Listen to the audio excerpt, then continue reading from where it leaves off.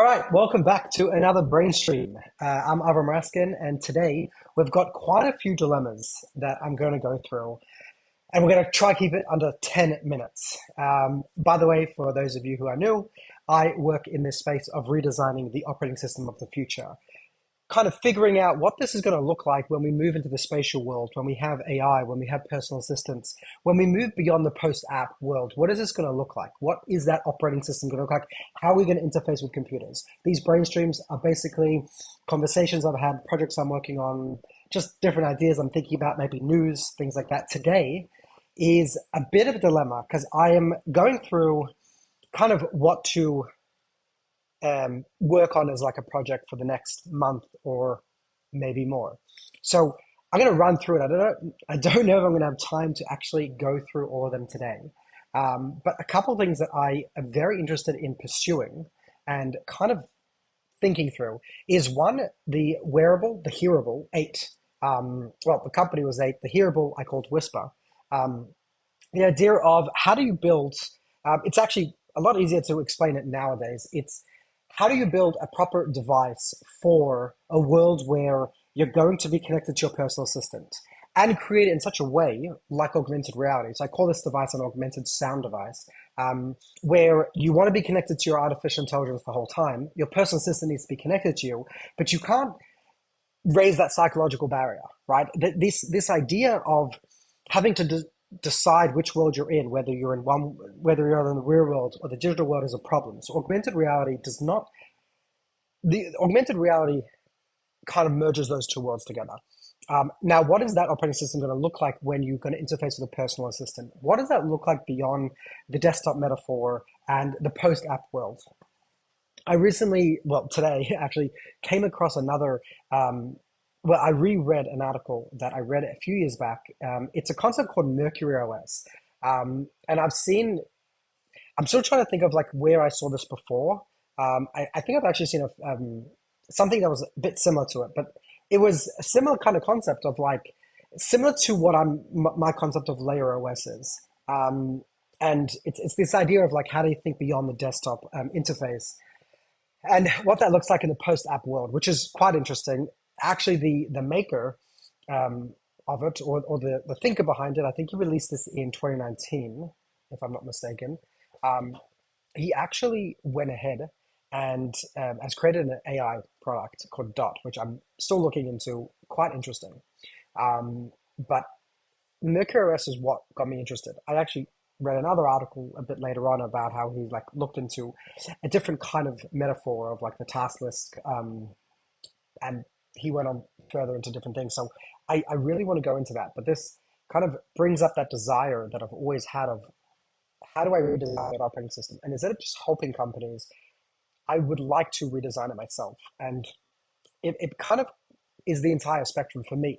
It's software, but it's also hardware. So 8 was the hardware for the personal assistant of going, how do you design that properly? Because the best kind of interface that we have nowadays, the most improved since I first developed Whisper uh, back in 2015, was what's come out as the AirPods are the closest thing. But as you can see, no matter how amazing they are and how they're always improving, they're still psychological blocking your, like they raise that psychological barrier, which is the thing that I always try to avoid.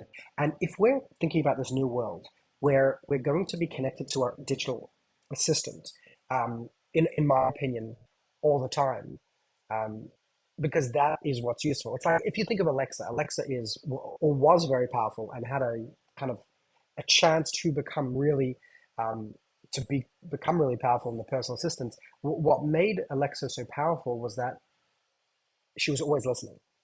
The problem is she was always listening when you're in a living room. When you left the house, she no longer was listening. Um, yeah, so there's this entire big part of this computer of the future, and I think a big part of the operating system is, that personal assistant, that device that helps you, that's always listening, that's ready to give you suggestions and how to work through things. So I kind of been mocking up things for iOS for the iPhone of what that's going to look like, um, and there's this desire to. Oh, I have to remember to pause it to actually like wake up my computer. It's annoying. I have to figure out how to stop this.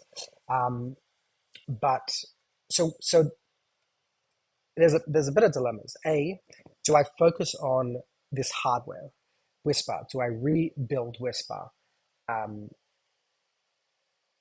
as a product? Hardware is incredibly difficult, and the downside of is that the AirPods are very entrenched. So when I first built Whisper, the first prototypes, um, AirPods I think hadn't come out yet, or maybe the first generation. But what they are nowadays is they're so close. It's not so difficult for Apple to do. Like it's a paradigm leap, but in terms of hardware, the AirPods are so powerful that they're going to be my main competitor. And like the question is like it's so entrenched and very powerful. Like, do I want to go up against them?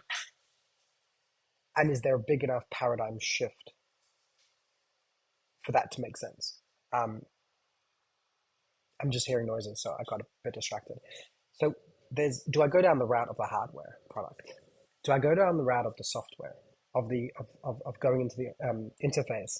Um, I started experimenting with Apple and iOS 18, and um, afterwards I was very interested in actually like continuing it into okay, what did they not do, or what had they set the grounds for, and like let's ideate what this could look like in the iPhone in iOS 18. So I released that before WWDC and given some talks since then.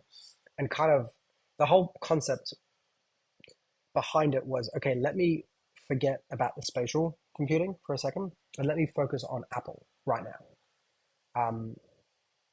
And so it's like, okay, I can either I can continue with that and explore how that looks like on the iPhone and the Mac. But reading that article again, brought back out this concept of like this post-app world, the world that I don't really like, Mac OS with a desktop interface and like this idea. And like I did quite a few videos and a few articles on the idea that the iPhone is going to be more powerful, not necessarily just in the hardware, but because it's always available on you mobile when you're walking around. And really that will be complemented by Whisper or this personal assistant that's always available. Now, will that metaphor work well on an iPhone? Or are we changing the iPhone? Or should I be just focusing on the spatial and designing this for maybe like the Vision Pro or something? If we're going to stick within the Apple world, or like the problem of sticking with the Vision Pro is it's still too much VR and AR. It hasn't been solidified. And like this news of like pausing the Vision Pro and doing a lightweight version, it's still like, okay, you still got to pick a lane. Like, are you going to be focusing on entertainment and immersive content, which you do very well, but that's VR, or you're going to do productive, that's AR. You're trying to do both. Maybe Apple can pull it off, but it's not necessarily something that I want to like look at. That I'm going to um, when I think of this, I'm thinking more in productive, like being productive and the operating system of the future of where you actually get work done, and it helps improve your life. It helps you get stuff done. It helps you delegate. You know, it's that proper personal system. And moving that beyond this app world is, should I kind of relook and actually release my thoughts of layer OS the same way that this gentleman, Jason, and it's very interesting. He took a huge inspiration from Jeff Raskin, which was the designer, the mastermind really behind the Macintosh, and his principles in humane design, which his son actually continues at ASA. Um, so it's like, okay, do I go hardware? Do I go software? If I go software, do I use the current paradigm that everyone's using, and therefore it's something that can be built? So using our smartphones primarily, um, and not necessarily looking at a new hardware, because for me, the hardware of Whisper complements the smartphone of today, and then will be used with the glasses of the future. I don't see it as something that needs to be just in the future. Or is it a complete concept of the glasses and the personal system?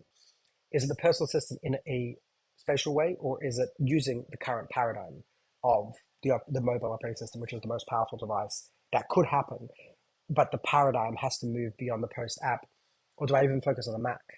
So there's a little bit of like thinking of like, okay, what should I morph this project into, and what should I be spending my time on? I'm curious to hear what you guys think. Yeah, I think that's my time. I'll see you guys in the future.